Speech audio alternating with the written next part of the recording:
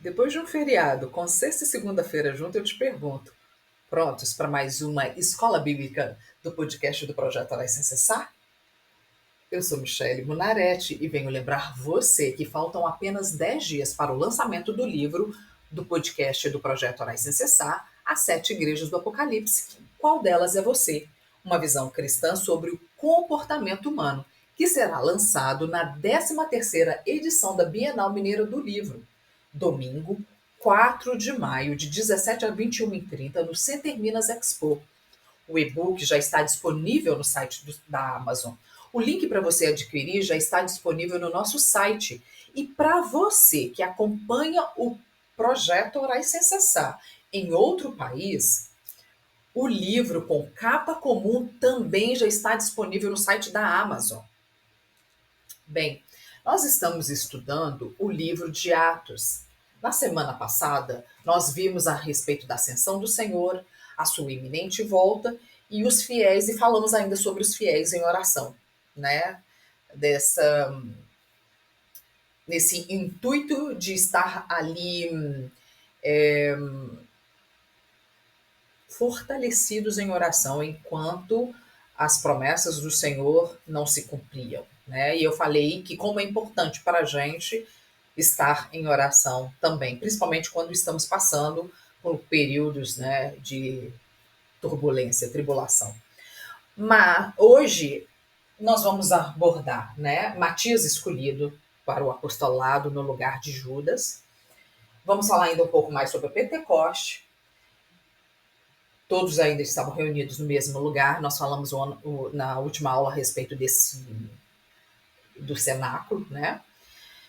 Mas quero só lembrar, se for o seu primeiro contato com o Projeto Orais Sem Cessar, eu vou te convidar a conhecer as orações da palavra no nosso site www.projetoraissemcessar.com ou na página do Facebook e Instagram e vir orar e aprender a palavra comigo toda semana. No livro de Atos, já no capítulo 1, lá no versículo 24, está escrito assim: E orando disseram: Tu, Senhor, que conhece o coração de todos, revela-nos qual destes dois tem escolhido para preencher a vaga neste ministério do apostolado, do qual Judas se transviou, indo para o seu próprio lugar. E eles lançaram sortes, vindo a sorte recair sobre Matias, sendo-lhe então votado lugar com os 11 apóstolos.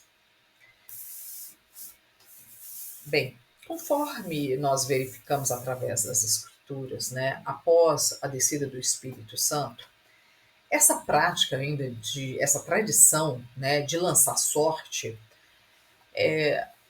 nunca mais foi usada. Quando nós lemos, né, ali os evangelhos e depois cartas paulinas, Atos, né, que foi escrito por Lucas, a gente não vê mais essa prática de lançar sorte no Novo Testamento. A verdade é que sem o Espírito Santo, o povo era totalmente dependente dessa prática para tomar decisões. Incrível isso, eu lendo e fazendo esse estudo, percebo que logo a descida do Espírito Santo, as pessoas daquela época deixaram de lançar sortes. Mas hoje isso tem sido prática comum no nosso meio. Quantas pessoas estão indo em igrejas buscando o lançador de sorte? Aquelas pessoas que ficam todo. Eis que vos digo, qual é a diferença? Qual é a diferença de um cara que fica, ou uma pessoa, uma mulher, que fica entregando profecias, que fica falando do futuro da pessoa? Qual é a diferença dessa pessoa para uma cartomante? Por uma outra pessoa que lê mão, búzios? Não é lançar sorte?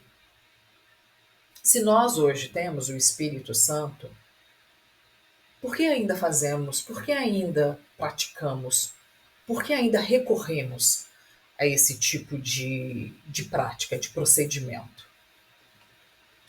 O Pentecostes era uma festa sagrada lá no Antigo Testamento, que acontecia 50 dias após a Páscoa. Essa palavra, Pentecostes, ela deriva de um termo grego, Pentecoste, com K, que significa quinquagésimo, uma referência ao 50º dia depois da Páscoa, mais especificamente ao dia depois da oferta de manjares durante a festa dos pães ázimos. No livro de Levítico, no capítulo 23, de 15 a 21, nós encontramos essa posição no calendário das festas de Israel. Está escrito no versículo 15: Contarei para vós outros desde o dia imediato ao sábado, desde o dia que trouxestes o molho da oferta movida, 7 semanas inteiras serão, até ao dia imediato ao 7º sábado. Contareis 50 dias. Então, trareis nova oferta de manjares ao Senhor. Das vossas moradas trareis 2 pães para serem movidos. De 2 dízimas de uma efa de farinha serão. Levedados se cozerão. São primícias ao Senhor. Com o pão, oferecereis 7 cordeiros sem defeito de 1 ano, e 1 novilho e 2 carneiros. Holocaustos serão ao Senhor, com a sua oferta de manjares e as suas libações. Por oferta queimada de aroma agradável ao Senhor. Também oferecereis um bode para oferta pelo pecado e 2 cordeiros de 1 ano pela oferta pacífica. Então o sacerdote os moverá com o pão das primícias por oferta movida perante o Senhor, com os 2 cordeiros, para o uso do sacerdote. No mesmo dia se proclamará que tereis santa convocação, nenhuma obra servil farareis, e estatuto perpétuo em todas as vossas moradas, pelas vossas gerações. Como nós já estudamos, né, e conhecemos através das escrituras, primeiro acontecia a festa da Páscoa, onde o povo comemorava a libertação do povo de Israel lá do Egito, na noite em que o anjo do Senhor matou todo o primogênito do Egito, deixou os homens até os animais. Todo mundo lembra dessa, né? Quem já leu e conhece, enquanto o povo estava dentro das casas, com o sangue do cordeiro aspergido nos umbrais das portas, comendo o cordeiro e celebrando. Essa festa foi instituída, que representa a morte de Cristo, nosso Cordeiro Pascal, cujo sangue nos livra do juízo. Depois da Páscoa, né, e dos asmos, os sacerdotes pegavam um óleo de cevada e o ofertavam ao Senhor como primícia da ceifa. As primícias da ceifa, dessa colheita, também eram instituídas como oferta a Deus, em reconhecimento à sua provisão, né, pela colheita, pelo mantimento. Só depois dessa oferta ao Senhor que o restante da colheita poderia ser ceifada, né, que poderia ser colhida. Então, contava-se 49 dias após esse molho movido ao Senhor, essa oferta feita ao Senhor, e no 50º dia, o Pentecostes, que eram ofertados ao Senhor 2 pães e os primeiros resultados da ceifa do trigo. Só podia fazer pão para se comer após oferecer esses 2 pães a Deus.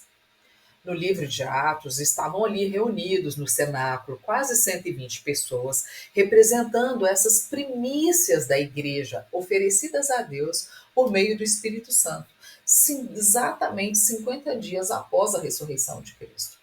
Era ali o início das milhares de igrejas, né, que tem se espalhado por toda a face da terra, dentre judeus e gentios, representando ali os 2 pães ázimos, né? Os 2 pães, um representa o povo já escolhido e o outro nós, os gentios, a quem estávamos sendo agregados ali, né, nessa congregação do Senhor, ali na igreja do Senhor.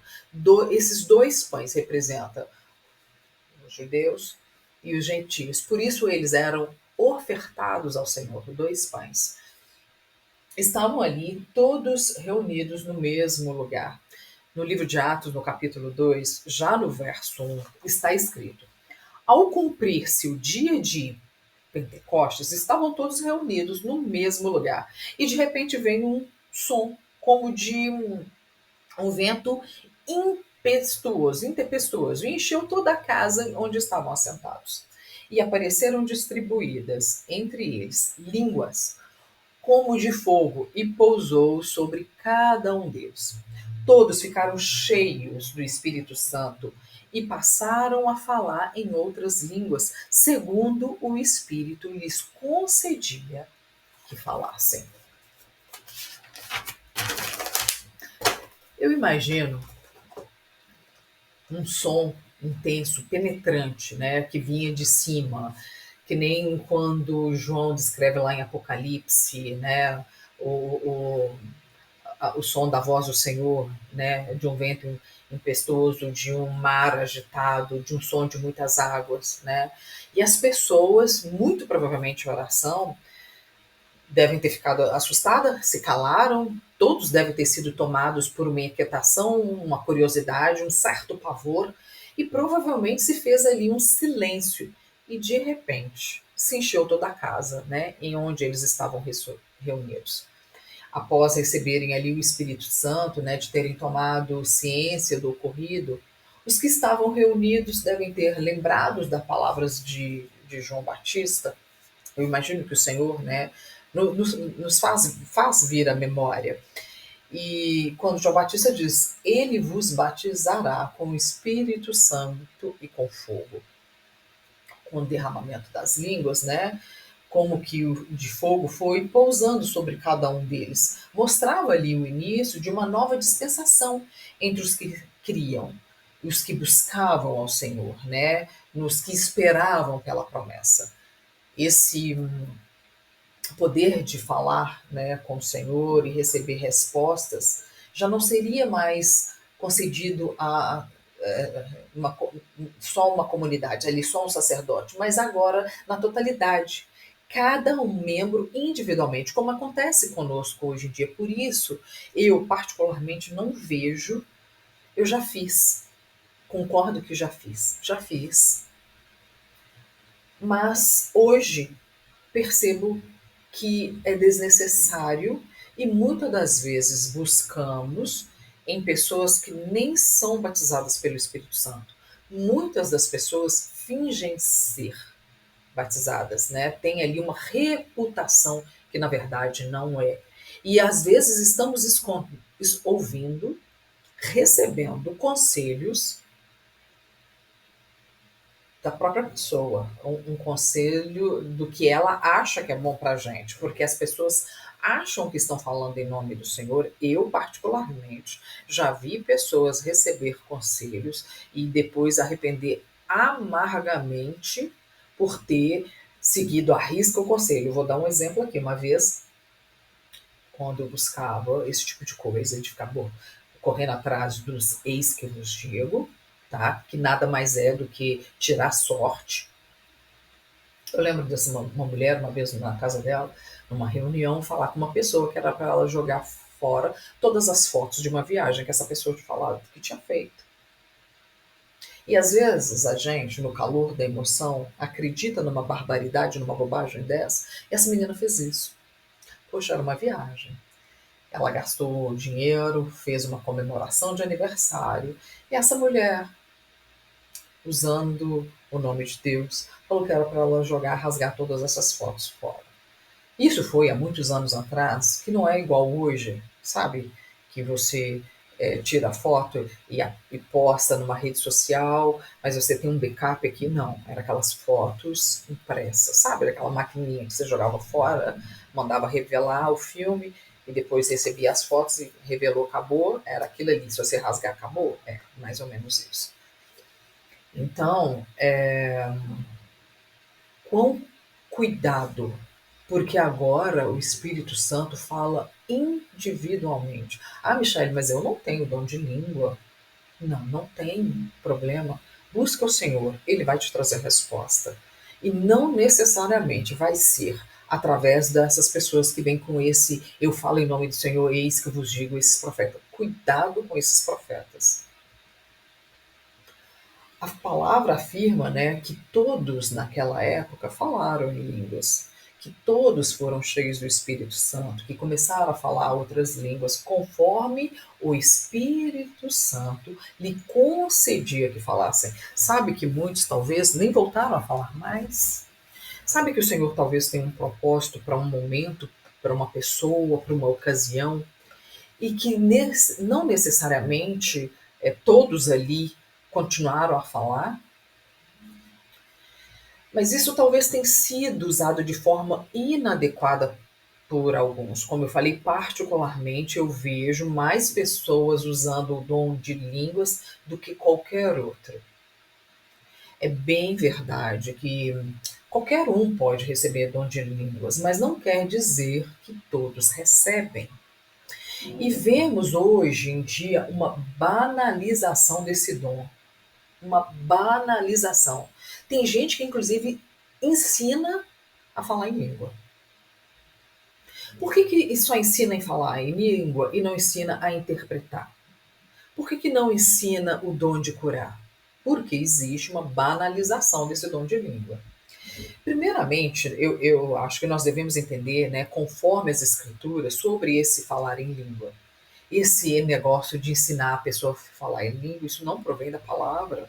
No livro de 1 Coríntios, no capítulo 12, onde fala, né, sobre os dons, que os dons são diversos, fala, ora, os dons são diversos, mas o Espírito é o mesmo. E também há diversidade nos serviços, mas o Senhor é o mesmo. E há diversidade nas realizações, mas o mesmo Deus é quem opera tudo em todos.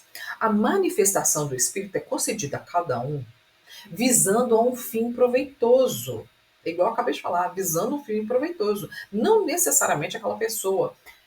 Às vezes o Senhor usa ali uma pessoa em determinado momento com alguém, por exemplo, usa aquela pessoa para falar comigo, e não necessariamente vai usar aquela pessoa para falar com você.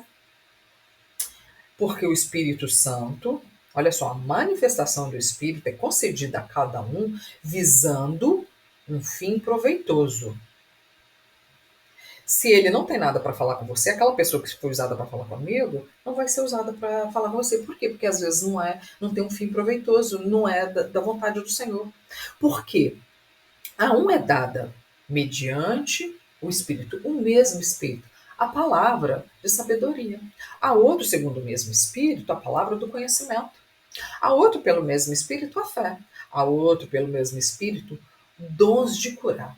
A outro, pelo mesmo Espírito, operação de milagres. A outro, profecia. A outro, discernimento de espírito. A um, variedade de línguas. A outro, capacidade de interpretá-las. Mas um só é o mesmo Espírito que realiza todas as coisas, distribuindo-as como lhe apraz, como lhe agrada, como ele quer. E a cada um individualmente. Então não existe esse negócio de ensinar a falar em língua, porque às vezes o Senhor quer me dar o dom de língua, mas não quer dar para esse que está do meu lado. Não quer dar para você, ou dá para você, ou não quer dar para mim. Enfim, a gente precisa compreender melhor as escrituras, a gente precisa estudar melhor as escrituras, ter um entendimento melhor das escrituras, buscar do Senhor esse conhecimento, para a gente não cair em falácias, em palavras alheias, né, ensinamentos aí que não provêm da palavra do Senhor. Segundo, além, né, de que o Espírito Santo não distribui o falar em língua para todos, mas a dá a cada um segundo a sua vontade. É necessário haver um intérprete, conforme Paulo já tinha instruído lá no livro de 1 Coríntios, no capítulo 14. Pelo que o que fala em outra língua deve orar para que possa interpretar. Claro, porque se eu orar em outra língua, o meu espírito ora de fato, mas a minha mente fica infrutífera. Olha, se eu que estou falando, ele está falando assim, eu que estou falando em língua, não entendo o que eu estou falando, imagina a pessoa que está do meu lado. Qual que é a diferença de falar em língua e falar aqui no Brasil, por exemplo, japonês? Falar mandarim, coreano, ou até mesmo francês ou inglês dentro de si, se as pessoas que estão do meu lado não falam. Para que ficar com a mente da pessoa infrutífera? Na descida lá de Pentecostes, quando a gente está lendo aqui no livro de Atos, lá no capítulo 2, o Espírito Santo não só fez com que o que estavam reunidos orando, né, falassem língua, como se já desse a interpretação aos que estavam ouvindo, conforme está escrito. Olha, lá no capítulo 2 do livro de Atos, olha lá no versículo 5. Ora, estavam habitando em Jerusalém judeus, homens piedosos, vindo de todas as nações debaixo do céu. Quando, pois, fez ouvir aquela voz, aquele estrondo que a gente, né, que afligiu ali a multidão, que juntou a multidão, né, e que possuiu ali, ficaram, claro, perplexos, por quanto cada um ouvia falar na sua própria língua. A gente acabou de ler que vinha judeu da onde? De todas as nações. Então, vamos supor que ele tinha um japonês, um que falava mandarim lá na China, que falava árabe, que falava inglês, o francês, o espanhol, e cada um estava ouvindo falar na sua própria língua, ou seja, cada um tinha a interpretação daquilo que se estava ouvindo. O Espírito Santo não só estava fazendo eles falarem línguas, como estava fazendo as pessoas entender no seu próprio idioma. Bem, eu particularmente acho a Bíblia mais do que esclarecedora. O problema é que nós confiamos mais no que o de fora fala do que está escrito na palavra. E isso é verdade. Porque a partir do momento que eu vou atrás de um eis que vos digo, que eu vou atrás de um profeta, e eu não dou atenção para aquilo que está escrito na palavra de Deus, eu estou dando mais atenção para o profeta, o eis que vos digo, está falando, do que o que está escrito na palavra. Então, por isso, Paulo nos chama de fracos, e ele diz: muitos fracos, caídos, e não poucos os que dormem. Porque muitos saem da presença do Senhor porque receberam uma profecia, uma revelação que não veio de Deus, e a vida corre toda ao inverso, a pessoa perde, ao invés de prosperar, de progredir, só vai perdendo. Mas eu fui para tal lugar, eu casei com tal pessoa, eu fiz tal sociedade, eu abri tal empresa, tudo porque recebeu uma palavra de um suposto profeta em nome de Deus, e tudo vai por água abaixo, e a pessoa culpa quem? Deus, porque ela na cabeça dela acha que foi Deus que falou com ela para casar, para mudar de cidade, país, para abrir um negócio, para fazer sociedade com alguém, e sabe-se lá mais o que as pessoas acabam consultando os famosos eis que eu vos digo, e quando tudo dá errado, a pessoa sai da igreja, ela perde a comunhão, outros, não muitos, quando Paulo fala dorme, morrem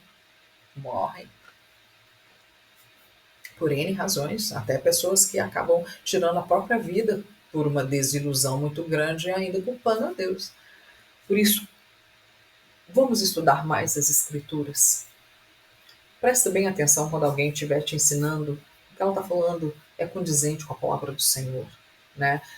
Sempre que for fazer uma leitura bíblica, quando você for ler aqui o estudo, todo o estudo que eu coloco, é só você ir no site do Projeto Orais CCSA, www.projetoraisccsa.com.